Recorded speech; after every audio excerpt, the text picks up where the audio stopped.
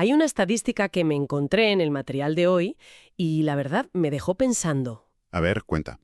Viene del Carnegie Institute of Technology y dice que el éxito financiero, ojo, depende solo en un 15% del conocimiento técnico. Solo un 15. Solo un 15%.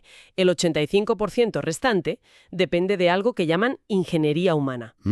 O sea, la habilidad para comunicar, para persuadir, para liderar. Un 85%. Pone las cosas en perspectiva, ¿eh? Totalmente. Porque ese 85% es como el sistema operativo invisible que lo mueve casi todo. Exacto. Y el libro que vamos a analizar hoy se mete de lleno ahí. Es un manual muy práctico sobre programación neurolingüística, la PNL. La famosa PNL. Esa misma. Y sobre patrones de lenguaje persuasivo. Es importante decir que, no es un texto académico denso. No, es más bien una caja de herramientas que, según el autor, usan desde políticos a publicistas para influir en nuestras decisiones, y a menudo sin que nos demos cuenta. Esa es la clave, sin que nos demos cuenta. Por eso nuestra misión hoy es justo esa, desgranar un poco esa caja de herramientas.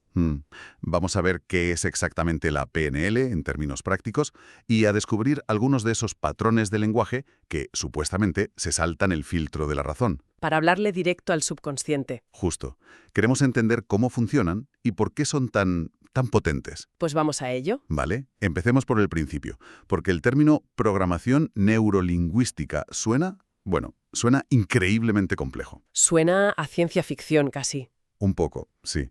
Pero el libro, por suerte, lo simplifica bastante. Lo presenta como el estudio de cómo nuestro lenguaje, la parte lingüística, claro. Afecta a nuestra mente, a nuestra programación. Y a través de ella, a nuestro cuerpo, al sistema nervioso, la parte neuro. De ahí el nombre. La analogía que utiliza es genial. Dice que es como ser el director de tu propia película mental. Me gusta eso. Puedes aprender a enfocar la cámara en los pensamientos que te empoderan y a quitarle el volumen a los que te limitan.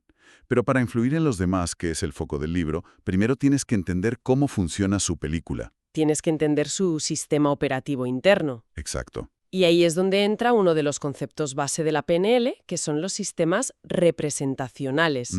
La idea es que, aunque todos usamos los 5 sentidos, pues tendemos a favorecer uno para procesar el mundo. O eres visual, o auditivo, o kinestésico. Exacto.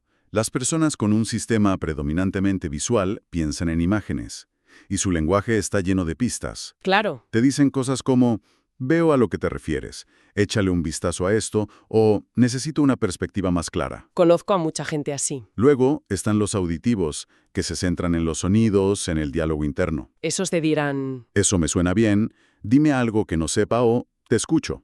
Y finalmente, los kinestésicos, que procesan el mundo a través de sensaciones, emociones, el tacto. Usan expresiones como...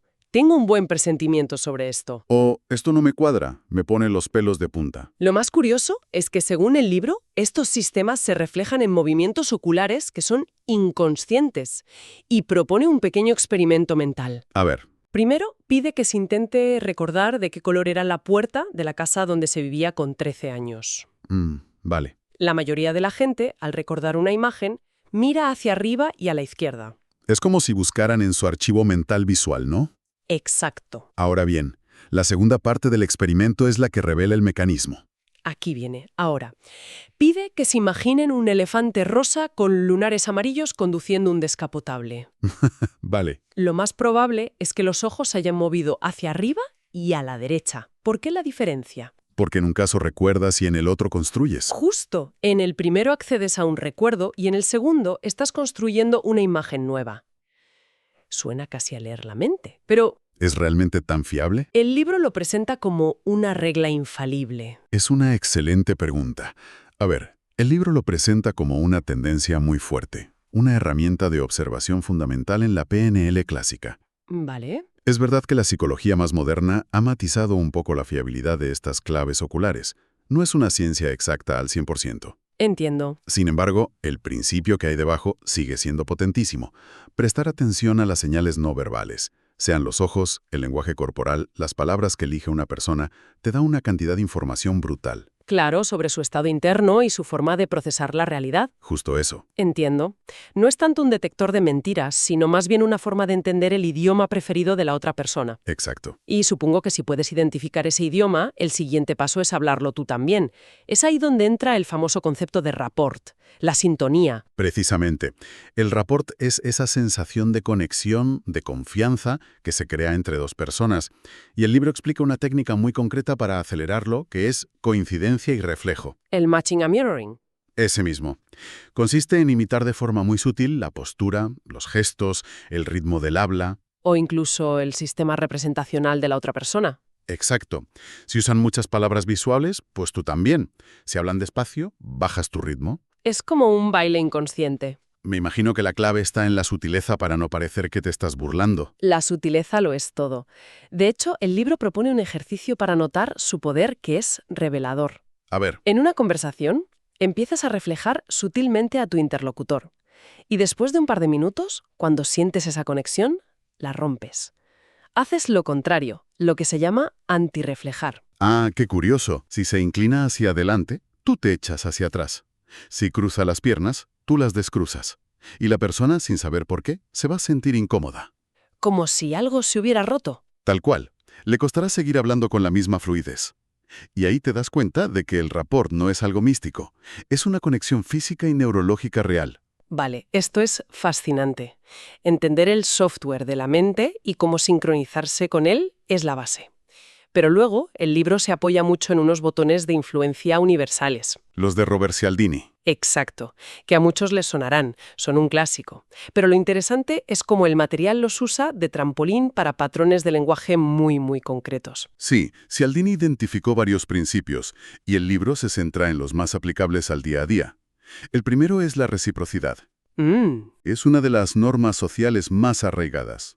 Si alguien nos hace un favor o nos da algo, sentimos una deuda psicológica, una necesidad de devolverlo. El ejemplo que todos conocemos es el de los Hare Krishnas en los aeropuertos, que te daban una flor, Un regalo, un regalo inesperado, sí, sí, y justo después te pedían una donación. Era muy difícil decir que no. claro. Pero el libro da un consejo práctico y mucho menos manipulador.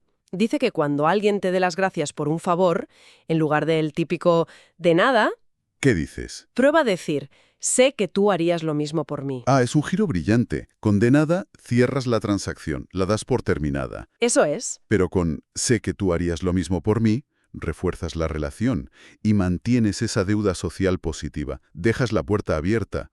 No cancelas la deuda, la transformas en capital social. Exacto. Otro principio clave es el de compromiso y coherencia. Mm, Una vez que tomamos una decisión o adoptamos una postura, sobre todo si es pública, sentimos una presión interna y externa para ser coherentes con ella. Aquí el libro describe un estudio de los psicólogos Fredman y Fraser que es alucinante. El del cartel en el jardín, ¿verdad? Es uno de los experimentos más citados en psicología social. Y por un buen motivo. Ese mismo. Fueron de puerta en puerta con una petición desmesurada.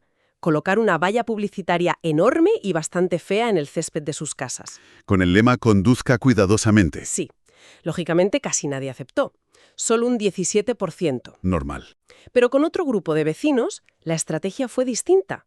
2 semanas antes, les pidieron un favor minúsculo. Poner una pegatina de 8 centímetros en la ventana con un mensaje similar. Algo tan pequeño que era casi imposible decir que no. Claro, casi todos dijeron que sí. Y ese pequeño sí fue la clave de todo. Absolutamente. Porque cuando volvieron 2 semanas después con la petición de la valla gigante, la aceptación en este segundo grupo se disparó al 76%. 76. Es increíble la diferencia. Ya se habían etiquetado a sí mismos como ciudadanos comprometidos con la seguridad vial. Decir que no a la valla habría creado una disonancia cognitiva, una incoherencia con esa identidad que acababan de asumir. Y esto nos lleva directamente al tercer principio que destaca el libro, la prueba social. En situaciones de incertidumbre, para decidir qué es lo correcto, nos fijamos en lo que hacen los demás. La analogía del libro es perfecta. La de los restaurantes, ¿no? Si llegas a una ciudad desconocida y ves 2 restaurantes, uno lleno de gente y otro completamente vacío, ¿a cuál entras? Al lleno, Claro. Al lleno, por supuesto, asumimos que si tanta gente lo elige, debe ser por algo. No vamos a pesar de que esté lleno, vamos porque está lleno. Es un atajo mental. Totalmente. Para no tener que analizar toda la información desde cero. Y lo interesante es por qué estos tres principios, reciprocidad, coherencia y prueba social, son tan potentes. El material sugiere que apelan a necesidades humanas muy básicas. ¿Cómo cuáles? Pues la prueba social y la reciprocidad tocan nuestra necesidad de afiliación, de ser aceptados por el grupo. La coherencia toca nuestra necesidad de mantener un autoconcepto positivo, estable. Ya. Y todos ellos, en cierto modo, satisfacen nuestra necesidad de precisión. Nos ayudan a tomar decisiones que creemos correctas con menos esfuerzo mental. Es la eficiencia del cerebro en acción. Entendido. Tenemos los principios psicológicos generales, pero ¿cómo se ven en una frase? ¿Cuáles son esas palabras mágicas de las que habla el libro? Aquí es donde la cosa se pone realmente táctica. Venga. Empecemos por la más simple y quizás la más poderosa, la palabra ¿por qué? El libro cita un estudio clásico de Ellen Langer en una fotocopiadora. Ajá. Una persona intentaba colarse en la fila. Cuando preguntaba, disculpe, ¿puedo usar la máquina?, solo un 60% le dejaba pasar. Normal, la gente está esperando, pero el cambio viene ahora. Claro, cuando la frase era, puedo usar la máquina porque tengo prisa, el éxito subió al 94%. Tiene sentido, es una buena razón. Pero la verdadera sorpresa es la tercera versión. Aquí es donde se ve el error en nuestro sistema. La tercera petición fue, ¿puedo usar la máquina porque tengo que hacer copias? Y el éxito fue del 93%. Casi igual. Pero es una razón absurda. Todo el mundo en la fila de una fotocopiadora tiene que hacer copias. Exacto.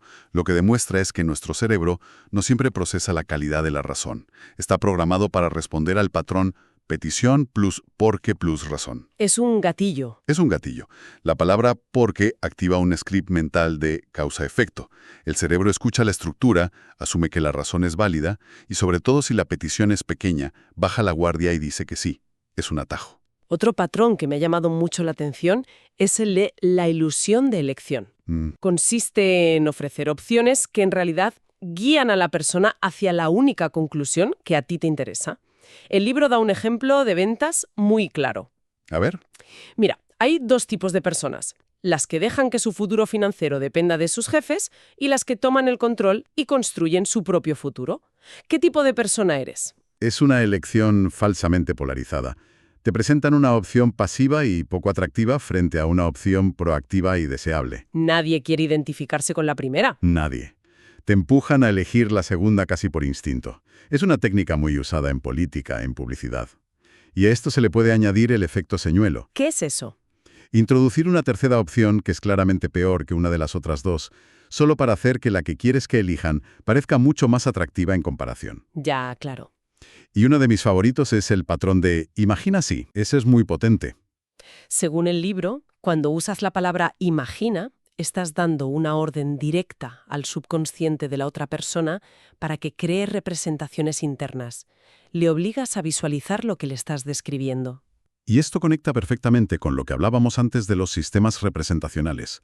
La palabra imagina es una orden directa al sistema visual de una persona. ¿Le pides que dirija su propia película mental? Exacto, sobre el escenario que le estás planteando. El libro cuenta aquí el famoso caso del lanzamiento del coche Infiniti en Estados Unidos. Fue un desastre. Su campaña publicitaria se negó a mostrar el coche. Cierto. En su lugar, ponían imágenes abstractas, muy artísticas, árboles, rocas, agua. Mientras tanto, su competidor directo, Lexus, mostraba su coche en acción, recorriendo carreteras preciosas, con un eslogan sobre la búsqueda de la perfección. Muy potente. Si no puedes verte mentalmente haciendo, teniendo o usando algo, es casi imposible que lo desees o lo compres. El patrón imagina si construye ese puente mental. Te ayuda a probarte la experiencia antes de comprometerte. Claro, todo esto es increíblemente poderoso. Y nos lleva inevitablemente a la pregunta sobre la ética. La pregunta del millón. Usar estas herramientas para conectar mejor o para vender un buen producto parece legítimo. Pero ¿dónde está la línea que separa la influencia de la manipulación? El libro la aborda directamente, no la evita. Y la conclusión a la que llega es que estas herramientas son neutras, como un cuchillo.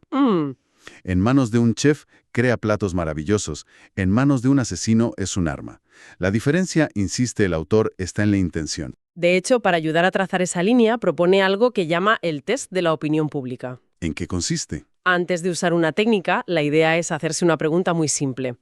¿Me sentiría cómoda si mi familia, mis amigos y mis compañeros de trabajo vieran esta conversación y supieran cuál es mi intención real? Es una buena brújula moral. Si la respuesta te provoca una sensación de vergüenza o te hace querer esconderte, Mal asunto. probablemente estés cruzando esa línea hacia la manipulación. No se trata de si la técnica es buena o mala en abstracto, sino de si tu intención es crear un resultado en el que todas las partes ganen o si solo buscas tu propio beneficio a expensas del otro. Entonces, si intentamos resumir todo lo que hemos extraído de este material, la idea principal es que la comunicación nunca es neutral. Nunca. Con cada palabra que elegimos, estamos afectando la neuroquímica, los estados de ánimo y las decisiones de quienes nos rodean. Ujú. Estas herramientas no inventan nada nuevo, simplemente hacen consciente un proceso que siempre está ocurriendo. Exactamente. Y por eso el verdadero poder, como sugiere el texto, no reside únicamente en aprender a usar estos patrones, Si no, sino, y esto es quizás lo más importante, en empezar a reconocerlos cuando los usan con nosotros.